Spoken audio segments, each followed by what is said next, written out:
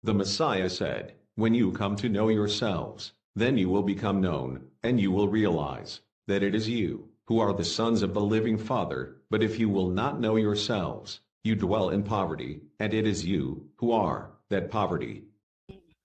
Happy Sabbath po, mahal na hari at sa buong kingdom. Ang gusto lang naming malinawan dito tungkol sa fellowship offering. Kasi parang may narinig ata si AC na pwede daw mag-fellowship offering dito sa chapter namin. Pwede bang hindi yung priest ang o kailangan ba nga ang priest ang mag-conduct ng fellowship offering? At saka yung pangalawang question ko po, pwede ba kaming malinawan tungkol sa 12 na panggatong sa offering? Yan lang po. Thank you very much.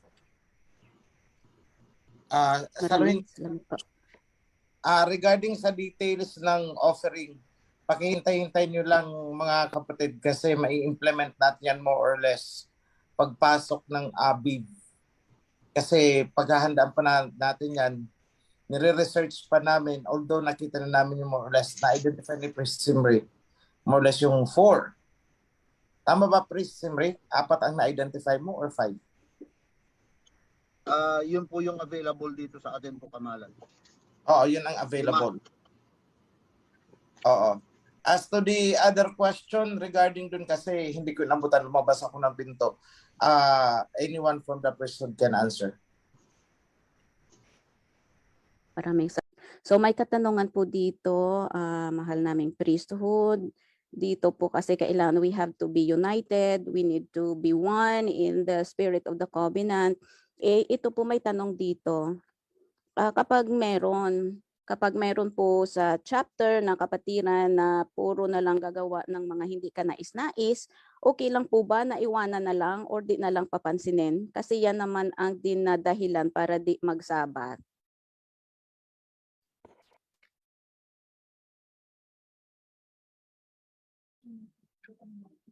Pwede pa po ba pababayaan pag may nakita tayo sa chapter natin ng kapatid?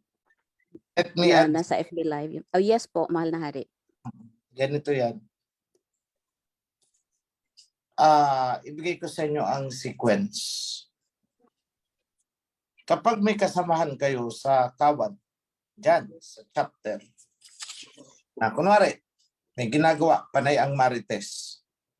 At nagkataon na ikaw ang kausap, una sa pandinig mo habang nagmamarites, rebuke immediately. Sis, hindi po yata maganda ang pinag-uusapan at ang sinasabi mo. Yeah. Ikasira yan ang samahan. Stop that. Ganun lang. Dumire-diretso. Hindi pa rin itinikom ang bibig. Diretso pa din. Magja-justify pa rin. Kumuha ng dalawang witness. Kumuha ka ng dalawang witness. Pakinggan nyo ang sinasabi niyan. Nireview ko na yan. I-review ko ulit sa harapan ninyo. Sis, hindi tama yung ginagawa mo. Kung meron kang reklamo sa isang tao or meron kang na-observe na hindi niya ginagawa, i-review mo siya. O kaya, i-ano mo sa elder natin, sa sisi. Hindi yung imamarites mo kung kani-kanino sa kawan ang sinasabi mong kung ano man yung marites na yan. Hindi pa rin nakinig. Ipatawag ang buong local chapter. Then, rebuke sa harap ng lahat. Condemn the action, but not the person. So ulitin ko, ikundina ninyo yung kanyang ginagawa. hindi siya ang ikukundina nyo, kundi ang kanyang ginagawa. Yan, Tagalogin ko. Hindi nyo ikukundina yung tao, kundi ikukundina nyo ang kanyang ginagawa. Magkaiba po yan. Hindi nyo sasabihin na ikaw makasalanan ka, but rather, ang ginagawa mo ay isang kasalanan. So yung ginagawa niya, ang kinukundinan nyo, at hindi siya. Ayaw pa rin pasawata, akyat nyo sa tribunal. Dito yan lilitisin sa taas. Ngayon, that is our protocol. Pero, that is without prejudice sa overruling authority ng mga nasa taas. Kasi pag na-tsempo niyan, na ang Marites ay nakarating sa akin, at medyo sa tingin ko, in my judgment, is sensitive at potentially talagang disaster ang idudulot, ibabypass ko ang local, ano ninyo dyan, procedures. Ipapatawag ko yan mismo. And I have all the right to do that. Anytime. So, ito nga, pag may ginawa akong ganyan, huwag niyong sasabihin na, sana hindi muna kaagad inakyat sa taas. Nakarating sa taas eh. Sa akin naman, kung very light, i-dismiss ko yan. Bahala na, ang local chapter, kaya na nila yan. Pero kung potentially damaging at merong mga involved, lalo na kung involved ang priest, ay hindi ko pagtatagalin yan, akyat kayo dito. So I always have that prerogative.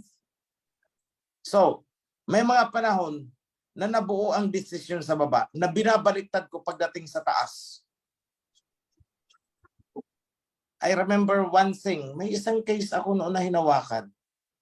Nasa baba, parang convicted yung accused. Pero pagdating sa taas, nung nireview ko, ay hindi. Yung accused is victim of circumstances. Hindi siya guilty of adultery case yata yun eh. Nasa baba, nabuo na adulterous woman na. Di pinatawag ko, piniga ko ng piniga. Alam mo ba na may asawa yung pinatulan mo? Hindi daw. Okay, sige. Sa doon, inosente. Pero pipigain pa rin kita. Hindi ka man lang ba nagtanong muna bago mo ibinigay ang sarili mo? Ang sabi niya, nagtanong ako. O anong isinagot sa'yo nung lalaki? Wala daw siyang asawa. So sabi ko at that, hindi ka pwedeng i-condemn as adulterous woman. You are a victim ng panluloko. So I acquit yung ina-accuse siya. Pero sa baba, ano siya? Parang, sira na siya sa baba. Adulterous woman na siya sa baba. Pero pagdating sa taas, nilinis ko siya. Hindi siya adulterous woman. Rather siya ang biktima dito eh. Bakit siya ang makukondem? So I reversed yung output ng lower assembly. Ni-reverse ko yun. Hindi pwede yan. Unfair yan. Hindi yan justice. Kundi injustice. May mga bagay pong ganun. So, yan lang ang aking mga kapatid. Yung mga simpleng marites lang dyan, you can solve it on your level. Pero if it is getting out of control at nakakarating na sa amin, sana kami na lang muna dito. Sana pinabayaan niya ng accusation na sa akin eh. Pinanghihimasukan ko daw yung lower level. Teka muna. Nasa loob ka, kumbaga ito ay isang kingdom at ako ay nag-head. Puntahan kong isang kanto, pumunta ako doon. Hindi yan panghihimasok. Yun, yan lang po. Mga kapatid, klaruhin ko lang sa inyo. Maraming salamat po, mahal na hari. Ngayon, para sa ating priesthood po, may katanungan po dito. Tanong ko po kung kailangan namin itigil ang pag-burning of incense dahil baka wala sa 12 trees na pinapayagan ng alahayam ang gamit naming kahoy. Salamat po sa tugon. Okay, ako nang sasagot.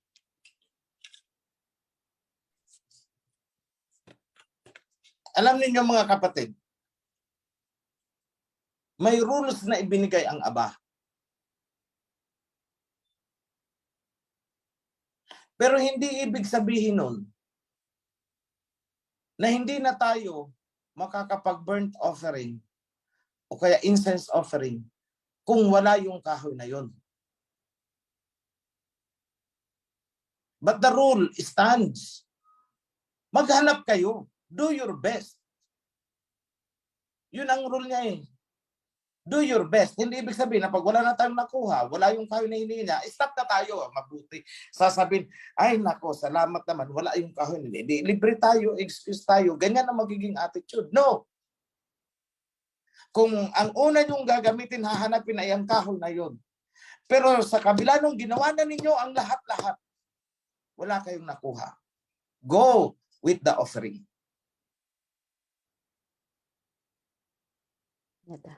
The rules are there to guide you and not to stop you.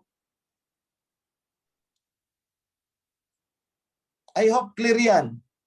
Gawin nyo, hanapin nyo ang the best na pwedeng gamitin. Eh kung nagkataon na nasa isla kayo na wala talagang makuhang kahoy dun, eh ang naandun lang sa inyo ay Madrid Cacao lang talaga ang tumutubo dun sa inyo, wala nang iba. Does it mean na hindi na kayo pwedeng mag-burnt offering? Dahil wala yung kahoy? Hindi. Mag-offering kayo. Go. Pero, sa susunod, maghanap-hanap na kayo. Baka sa kabilang isla meron. Try kaya natin. So, pumunta kayo ng kabilang isla. Ay may nakuha kayo. Eh di yun ang gamitin ninyo.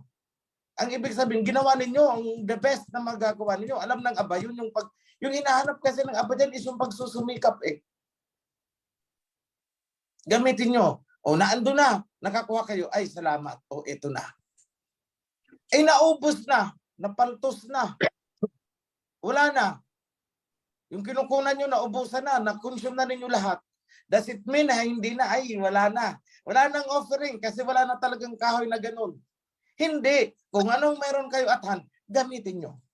Habang kayo ay naghahanap naman kung nasaan ang makukuhaan. That is the rule. Kasi tingnan ninyo ha. Nung hindi pa natin alam na 12 woods lang ang pwedeng gamitin, naghandog tayo. Tinanggap ba ng Aba? Tinanggap. Tinanggap. Eh ngayon, naghahanap tayo ng mga kahoy na yan. Wala tayong makuhaan despite na alam na natin ang rule. Oras na para magbigay ng handog. Hindi ba tayo maghahandog? Sasabihin natin sa bahay, wala naman kasi yung kahoy na hinahanap mo eh. Dami mong hinahanap eh.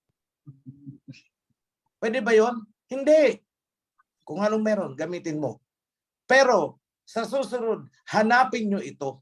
Sige, tatanggapin ko ito. Pero hanapin nyo ha, kasi yun ang gusto ko. Parang ulam lang yan eh.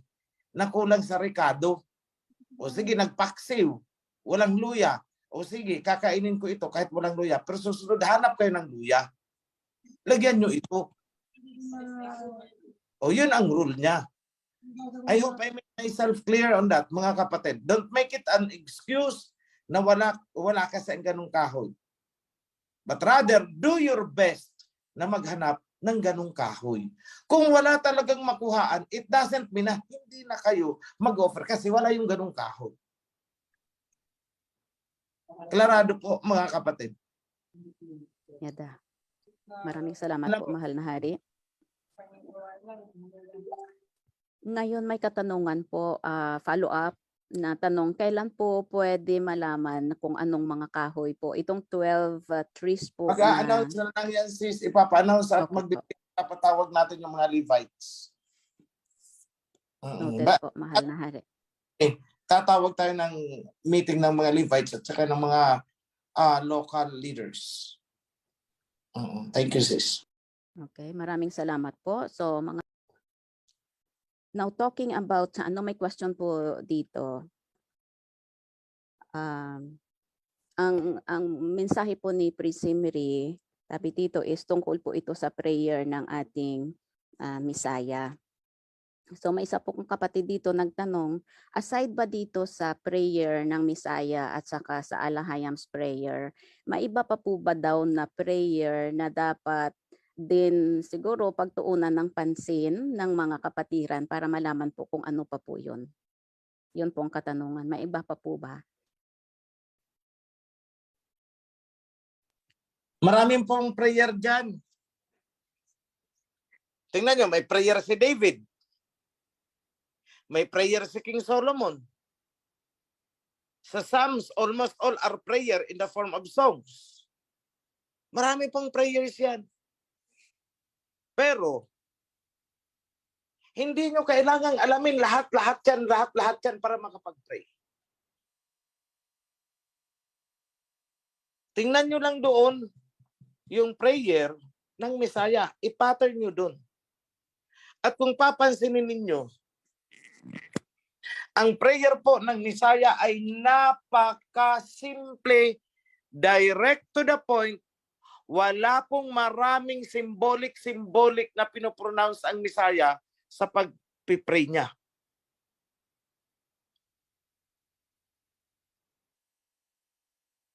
Tingnan nyo, may nag-prayer dyan noon. Aba, hubad kami sa iyong harapan. Ano? Hubad daw sa kanyang harapan? Anong pinagsasabi ng, ayoko na lang pangalanan. At parang na siyang nagdideclamation, na parang nagmumonolog, na nagdadrama, na ewan ko, umiiyak nang wala man dapat iiyak habang nagpipray. Pinipersecute ako ni Prime. Sa mga nakarinig ng prayer na nakaka-relate siguro kayo. Hindi po ganun ang pag-pray.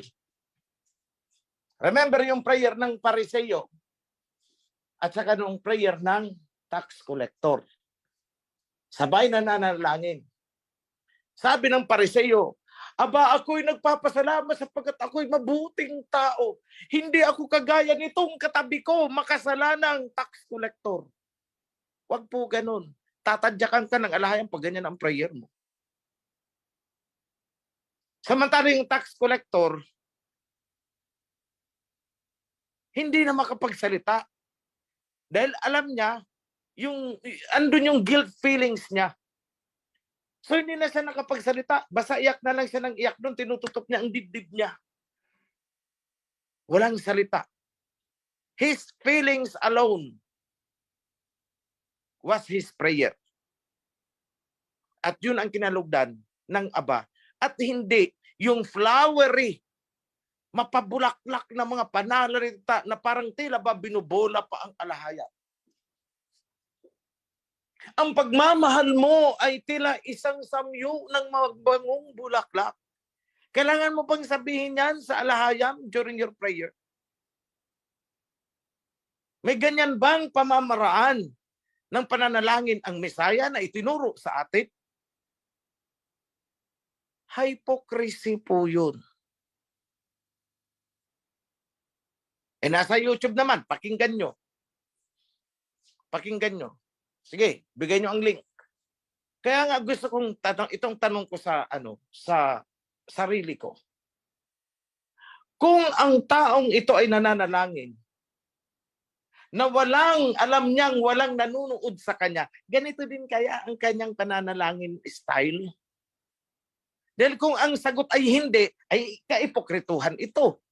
Nagdadrama sa harap dahil alam niyang may nanunood. May nakikinig sa kanyang prayer.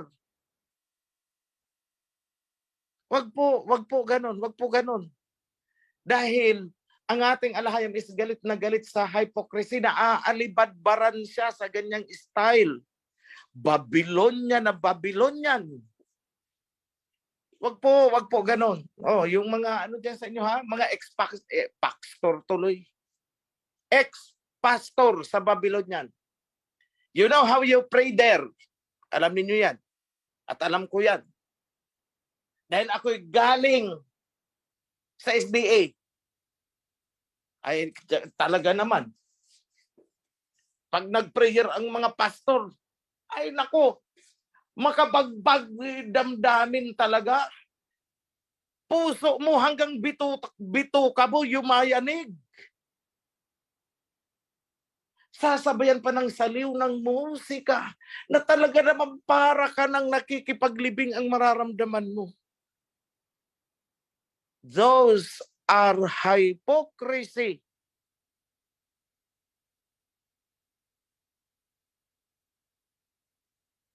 Kaya nga, tanong ko, ang taong ito, ganyan din kaya siya manalangin sa loob ng kanyang kwarto? Ako po ay hubad sa inyong harapan. Ibaba mo ang apoy upang maramdaman namin ang iyong pagmamahal. Ano?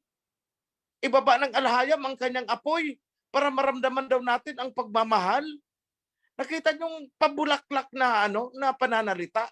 Itigil-tigil niyo po yan.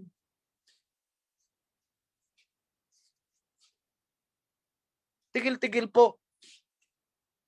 Then naaalibadbaran ang alahayam sa kanyang panalangin. Ayaw niya ng ganyan. Yan ang sinasabi niya na libadura ng mga Pariseyo. Make your prayer straight to the point. Simple. Galing sa puso. Yun ang gusto ng alahayam. Pero yung para ka nang nasa theater, ay, nako, hindi po yan. Hindi pakikinggan ng alahayam yan. Ako na magsasabi sa inyo. Dahil galit siya sa mga ganyang gawain. Ang tawag niya dyan ay hypocrisy. Kaya nga nung sinawata niya ang mga Pariseyo, you hypocrites! You love to stand at the street corners in the synagogues to pray kung saan nakikita ng mga tao. Ganyan ang style nila. So stop it.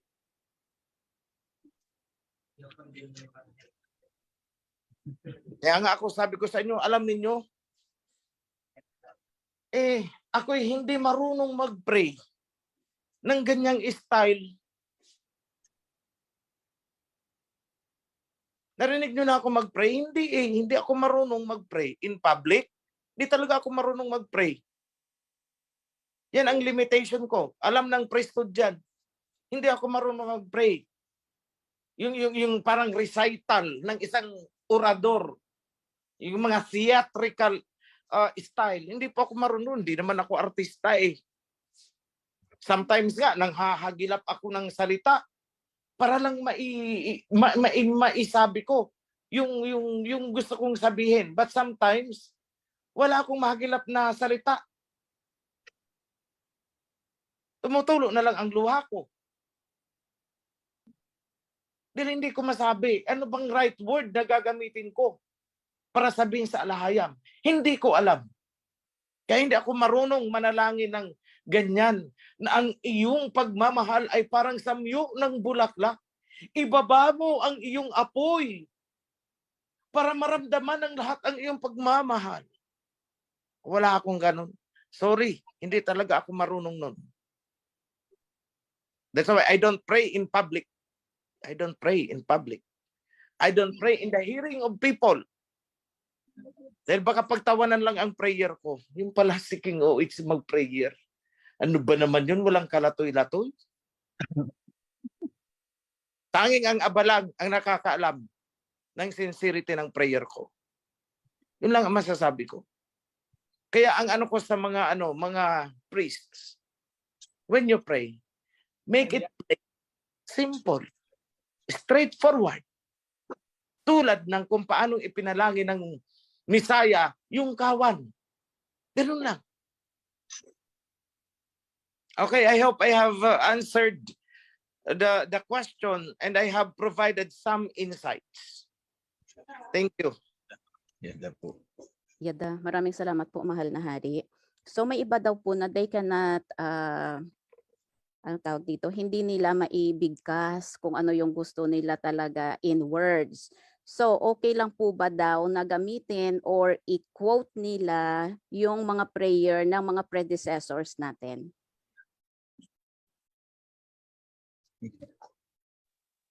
Alam ninyo, ganito yan mga kapatid. Ang pagpananalangin ay parang pakikipag-usap. Kung marunong kayo makipag-usap sa kapwa-tao nyo, gawin nyo lang na magalang yan at banal, yun ang pakikipag-usap natin sa alahayam. So wag niyo sabihin sa akin na hindi kayo marunong mag-ano ng salita. But of course, there are situations na masyadong komplikado na hindi mo na alam kung paano i-narrate sa alahayam. Especially when you are confronted with the heavy burden, ang bigat ng problema mo, hindi mo na alam kung saan ka magsisimula, saan ka matatapos, anong gagawin nyo. Alam nyo, ako ang prayer ko pagka ganyan, ang sitwasyon, 15 seconds. Mahaba na yun. 15 seconds. Mahaba na yun. So there is no one-track rule kung paano i-construct ang prayer.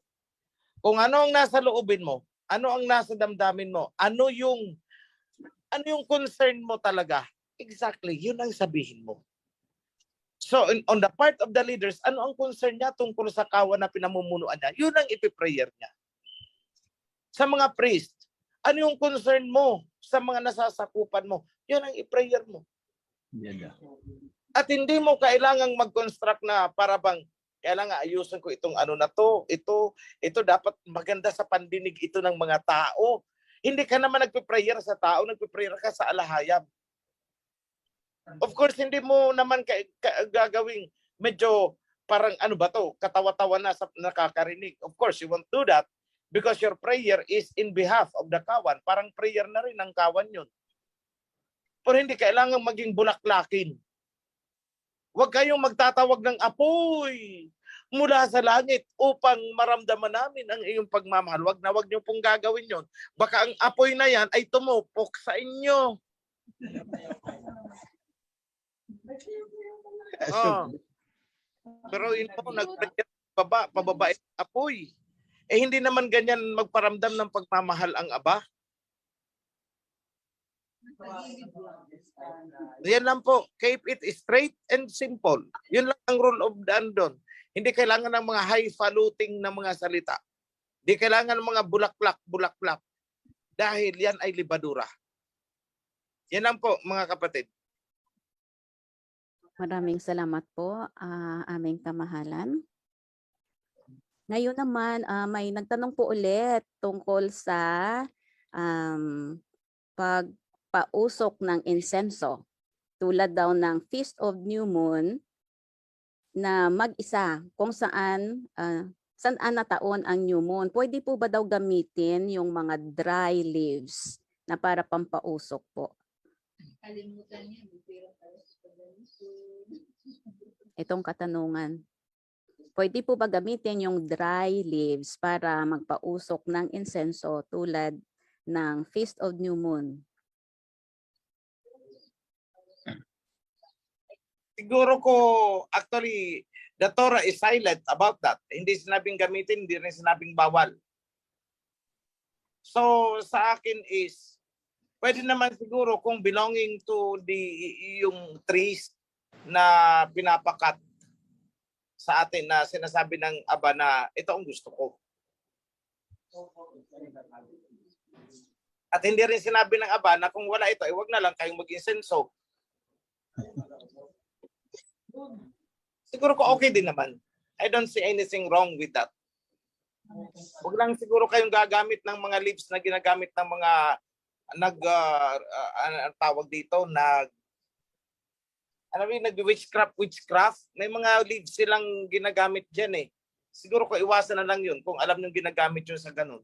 Eh kung nagkataon na hindi nyo naman alam na ginagamit pala sa ganun, eh siguro ko iwasan na lang natin. Oo. Ganun na lang. For the meantime, ang advice ko dyan. I said for the meantime because we will research on that. Alam naman ng Aba na tayo sikap na alamin kung ano ang totoo at tama. Oregano, wala namang problema. Herbs, okay lang. Maraming salamat po, mahal na hari. Ngayon po, Priest Zimri. Ngayon po mga kapatid, may katanungan po dito. So if we can have, if the corrected Torah po is available, siguro mas maganda siguro po. May tanong ang kapatid natin from dito, sabi niya Revelation chapter 19 po verses 6 to 9. So tinatanong po niya kung related po ba ito sa parating na coronation ng ating kamahalan. Revelation 19 po, verses 6 to 9. Kung may corrected na po tayo na Torah and Covenant na available po para sa kalinawan. Revelation ano yun, sis? 19 Revelation. po. Revelation 19. From the revised. Opo. Verses 6 to 9 po.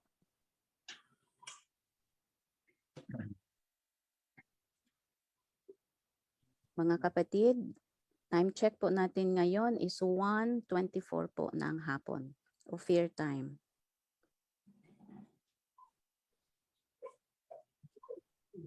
Revelation 19 verses 6 to 9.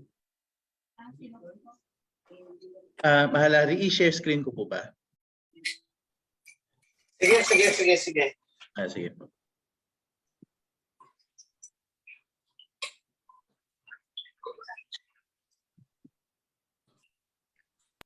Pakibasa. Nakikinig ako. Nasa cellphone kasi ako.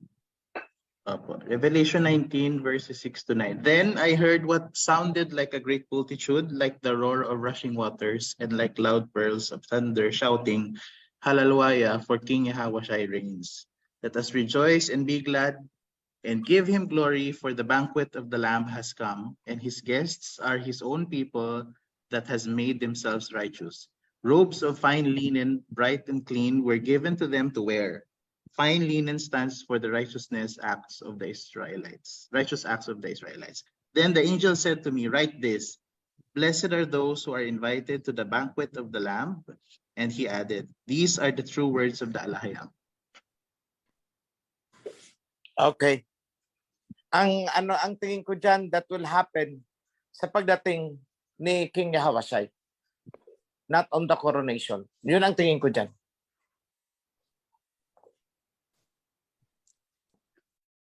May mga kumakalat sa video po na na-share nila, nakikita po pala sa YouTube, may mga hayop po na for several days daw na lumalakad sila ng paikot na walang pahinga. May ano po ba daw ang pinapahiwatig nito? Kailangan ba tayo ma-concern? Kailangan ba nating ibigyan ng pansin ito o hindi naman dapat?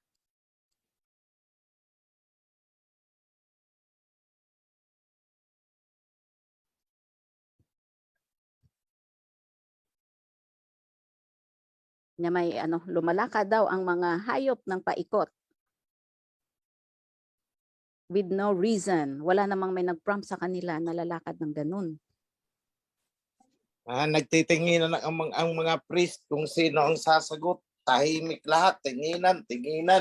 Hintayan. Ay, nako. Ako na nga lang ang sasagot. Anong hayop ba yun na lumalakad ng paikot? Para po silang nagre-rego doon, kamahalan. Mga hayop nga, katulad ng kalabaw, ganun ba? Opo, minsan pati po, ang dami po nilang nabibidyo. Okay. O ganito lang yan. Normal lang yan na maglakad sila ng paikot. Ang problema na dapat maalarma tayo kung siya ay lumalangoy ng paikot, kalabaw.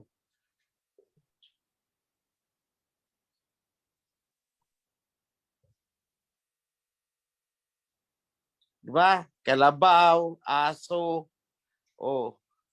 lumalangoy ng paikot nasa lupa. O yun, doon tayo maalarma.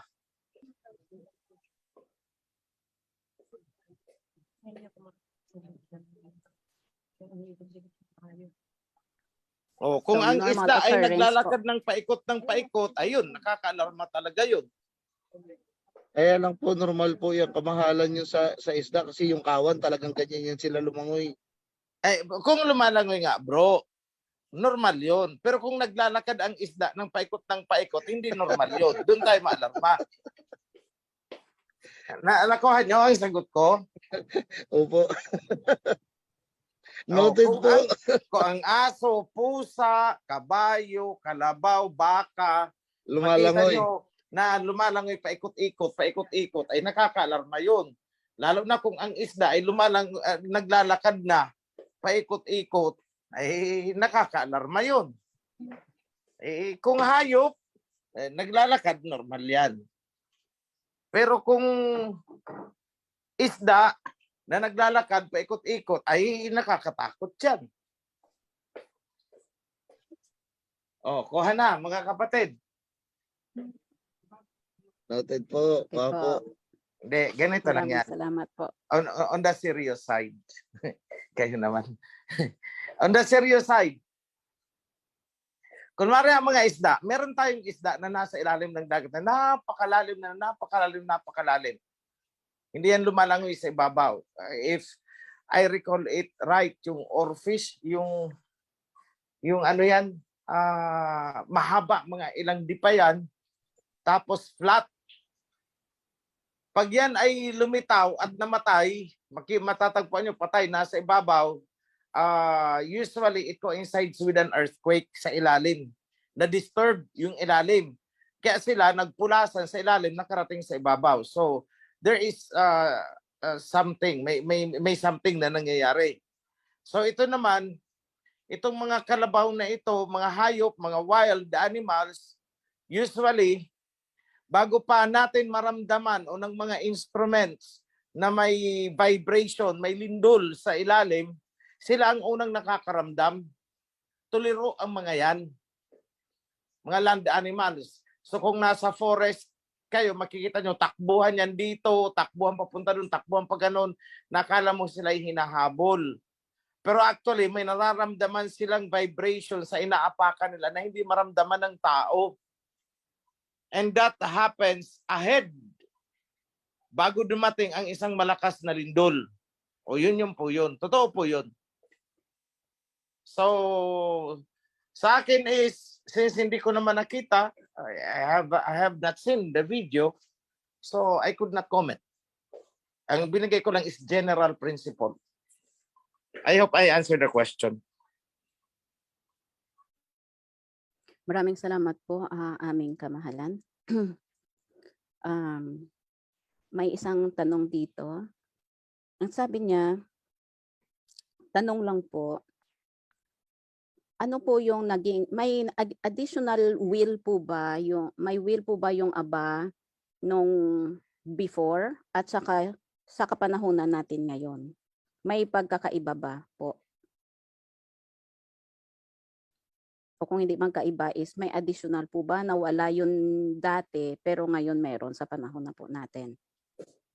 Ano Actually, po kung meron? ang noon at ang ngayon na panahon natin, ang noon na thousands and thousands and thousands of years ago at ang present ngayon ay iisang panahon lang yan sa Aba, present. Kasi sa Aba, walang past, walang future, everything is presently happening sa perspective niya. Although ang manifestation sa atin is, 1,000 of years pala bago ito mangyari. Oh, yun ang ano ko dyan. So, meron bang iniutos noon na hindi iniutos ngayon? May iniutos ba ngayon na hindi iniutos noon? Yes. Kagaya na lang, bigyan ko kayo ng isang halimbawa. Dietary law. Pagkatapos ng baha, wala pa naman ang covenant, wala pa ang Leviticus. Kaya nung sabi kina Noah, eat anything except blood. Tapos nung lumabas sa Egypt ang Israelites, nagkaroon ng covenant, nagkaroon ng mga additional na ipinagbawal. So based on that, my answer is yes. Pero once it is given, it is given. Walang sinabing, ito, obsolete na ito, alisin na yan. Wala. Binding. Kumbaga, yung kautosan, hindi niya naman ibinagsak all at once at the same time. Hindi. Inilabas niya panahon for panahon, panahon ng tao, kunwari. Ang tinutukoy ko dyan, hindi yung kanyang panahon na sa kanya kasi is eternity. Tayo, hindi natin mag-grasp yung eternity na yan. Only very few can understand eternity.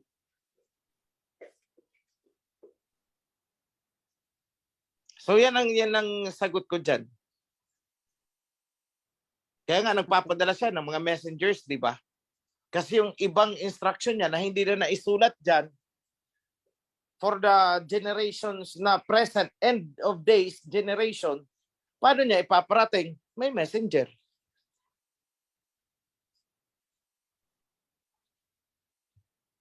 Pero kung mapapansin ninyo, ang ihahatid ng messenger is still aligned doon sa skeletal framework na ibinigay ng Aba. Hindi lalabas doon. Yan lang ang sagot ko dyan, mga kapatid. Maraming salamat po, kamahalan.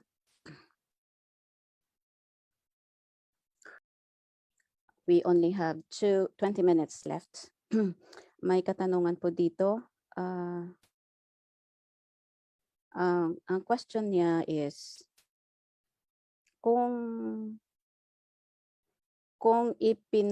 sandali po, hindi ko makita. Kung ipinanganak po ang isang sanggol kaninang 1 a.m., ang date po ba ng birth niya ay December 9 dahil 6 a.m. pa po ang reckoning natin. Salamat po, Happy Sabbath.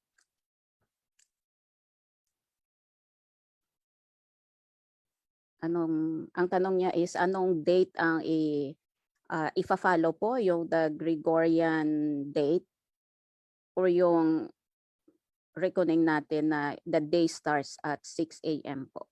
On the record niyan, on the record, I'm talking about the legal document records. Ang document niyan is today, kung 6 a.m. kasi 12 midnight sila nagka-cut off. So 12:01, kunwari, pitsa 9 kahapon, pitsa 10 ngayon. Nagpitsa 10, 12:01. So kung 12:01 ipinanganak ang sanggol, that would be already December 10 on the legal records. Pero kung isi-celebrate mo yan, you can celebrate it December 9.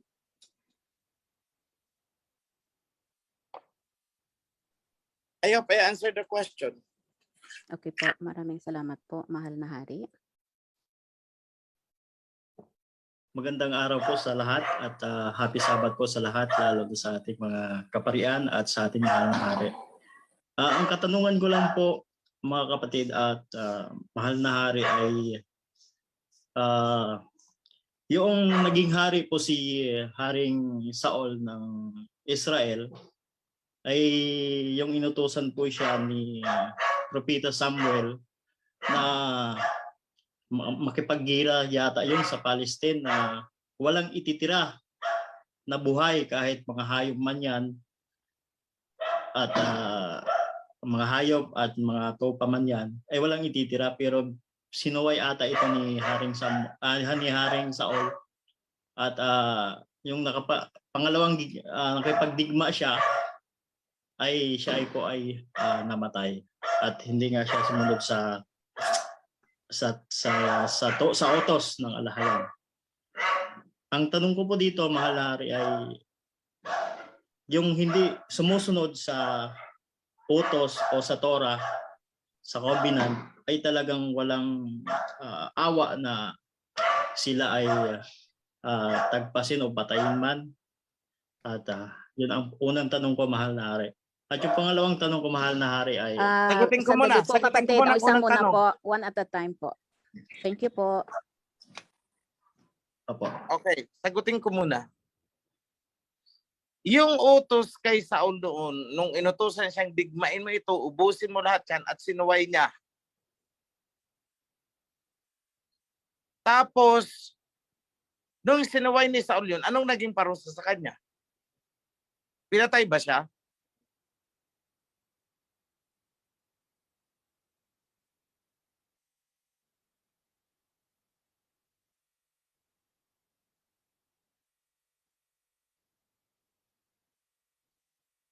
Brother, pinatay ba si Saul doon nung sumuway siya?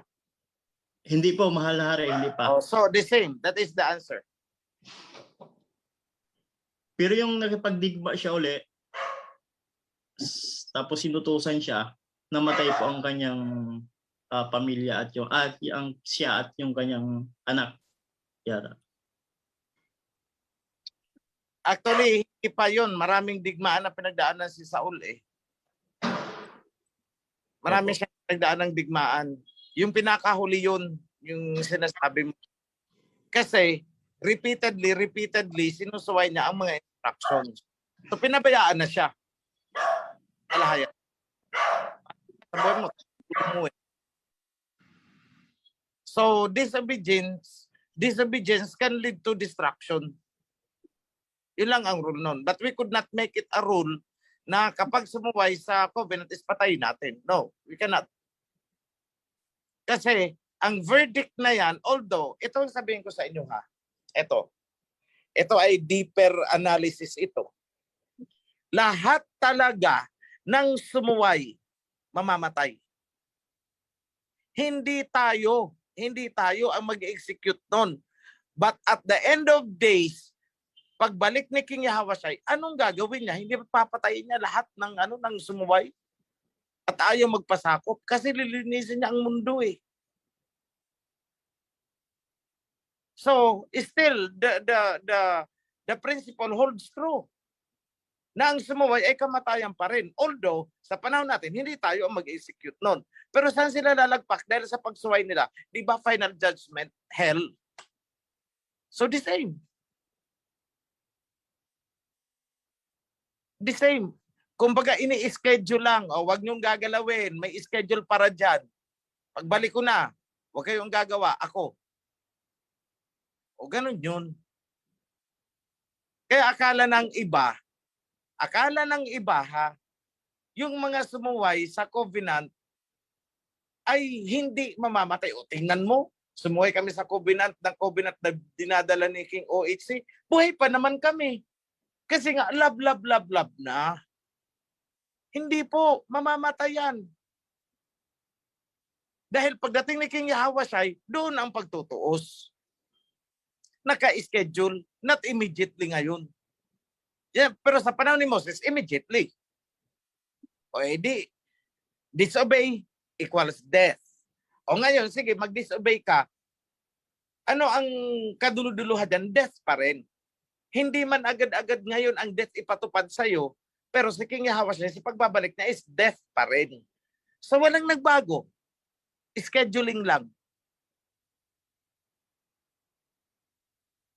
Diba? Scheduling lang. Pinospone niya lang. Oh, wag na kayo ang gagawa niyan. Hintayin nyo na lang ako. O death pa rin.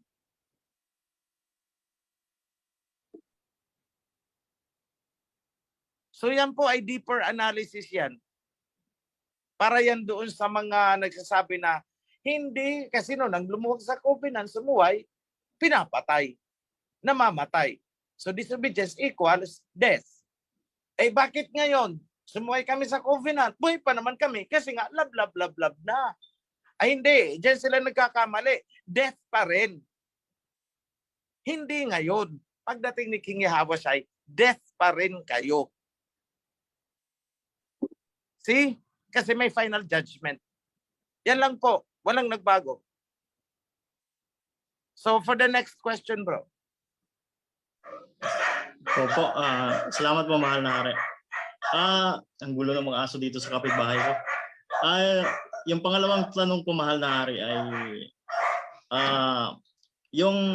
itong mga taga-Babylonian, itong mga Christian nga ay nag-celebrate noon ng November 1 ay binigyan tayo ng bagyo. Ngayon naman paparating itong kanilang 25 ay may bagyo na namang parating. So ang tanong ko dito, mahal na hari, ay talagang nagkataon lang to or galit talaga sa kanila ang alhayam sa kanilang mga ginagawa? Kasi yun, mahal na hari, ang tanong ko. Bro, may sabi ang Hayam, ang sabi niya, I am in control.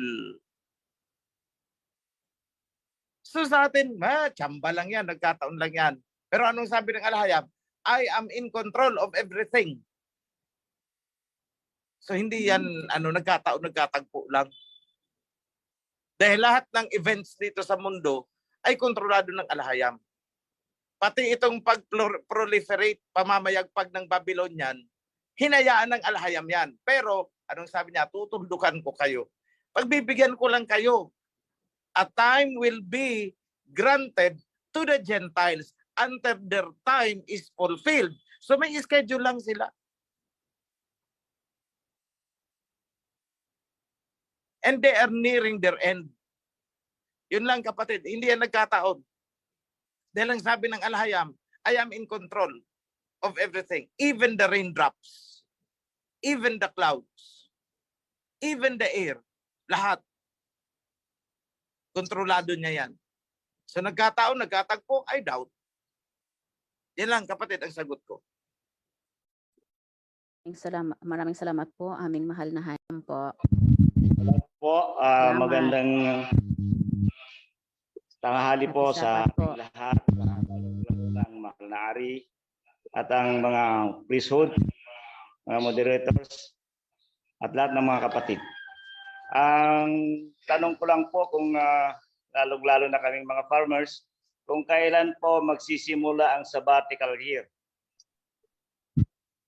Yun lamang po, magandang hapon po sa ating lahat.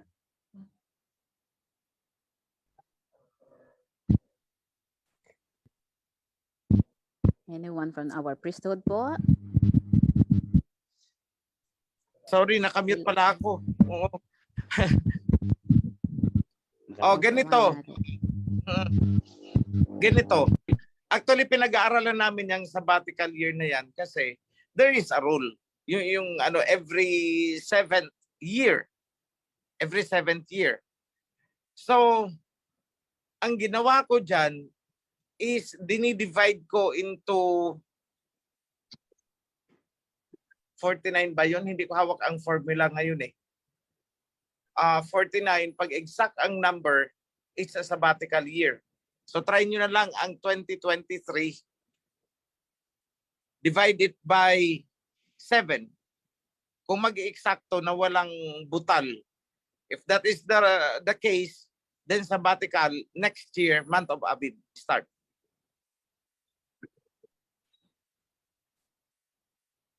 Anyone, try it. 2023 divided by 49. Divided by 7 pala kasi sabbatical year. Jubilee ang 49.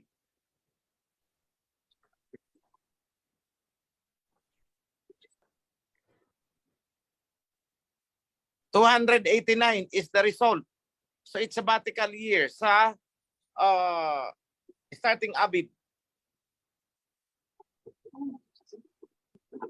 Eksakto yan ha, walang point.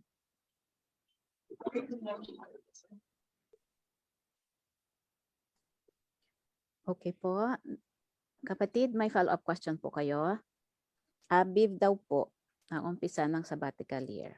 Oo, good question. Very good question.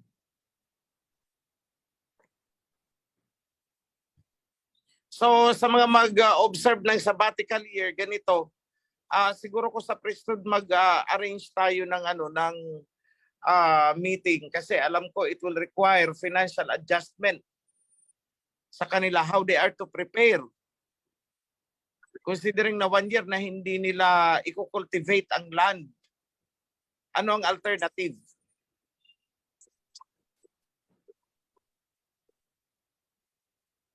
So get in touch po kayo, yung mga i-celebrate ng sabbatical year.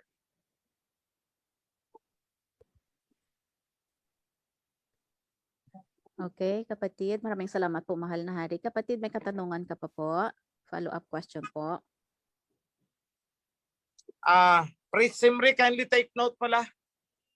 Ano yan kasi malapit na yung preparation nila, paano?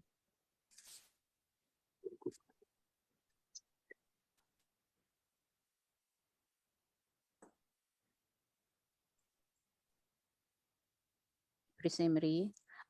Kapatid, may katanungan ka pa po? Or okay na po yun? Nakamute po kayo. Brother, nakamute po kayo. Brother, hindi ka po marinig. Okay Hello po. po. Na-raise po itong question na ito kasi may nagsasabi na umpisa daw ng 2023. Choppy ka po, hindi namin marinig masyado po. Hello po. Okay na po ba? Medyo humina ka po. Hello May po. electric fan siguro na nakaharap. May electric fan po kayo, paki-off po. Salamat. Wala naman po. Nandyan pa, wala. Grounded. Mahangin sa inyo or grounded yung ano po, headset po ninyo. O sige, pilitin na lang natin intindihin. Sige. Sige po, go ahead po. Kasi po ang naririnig ko po sa mga kapatiran po natin ang sabi po nila umpisa po ng 2023. At wala pa naman pong 3 years ang OHC. So kaya po natanong po natin 'yan. Kasi itong 2023 kung paano mag-budget po ng kailangan lalong-lalo na coronation. So kung umpisa po ng 2023, hindi kami magtatanim. Wala kaming pambudget. Oo, ganito bro. Hindi naman kasi basihan kung kailan nagsimula tayo sa OHC. But rather, it is the cycle. Kaya lang, pinag-aaralan ko pa, yes, tama ka. Kailangan bang i-start natin arbitrarily sa sa pagsimula ng OHC or doon natin simulan sa declaration of the kingdom. Kasi kung tutuusin, itong numbering na 2023 is hindi naman na ito accurate Roman na yan So we might as well declare a reset. Pag-aaralan muna namin bro sa priesthood.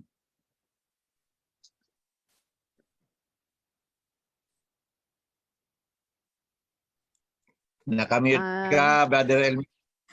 Pa-unmute po, Nakamute ka Brother po. Elmer. Hindi ka po namin marinig. Kapatid. Maraming Okay po. Oo. Brother, kindly coordinate ka sa priesthood for any development.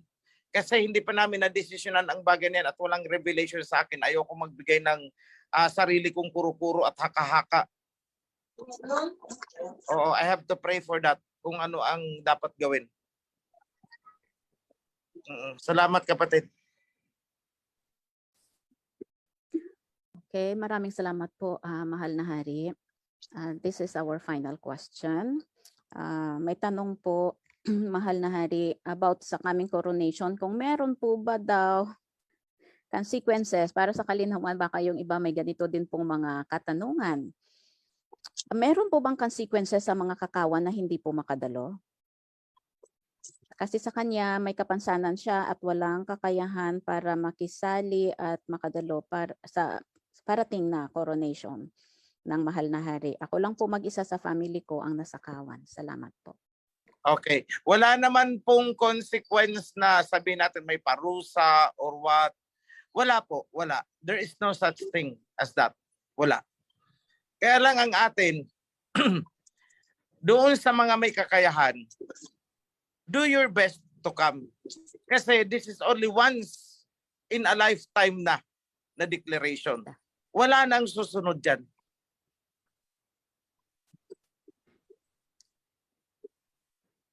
Wala na. So ngayon, yung mga hindi makaka-attend, magbibigay po kami ng broadcast, but it will not be live. Hindi siya live for security reasons. So halimbawa, coronation ngayon, mapapanood nyo yan bukas pa. Tapos na ang event.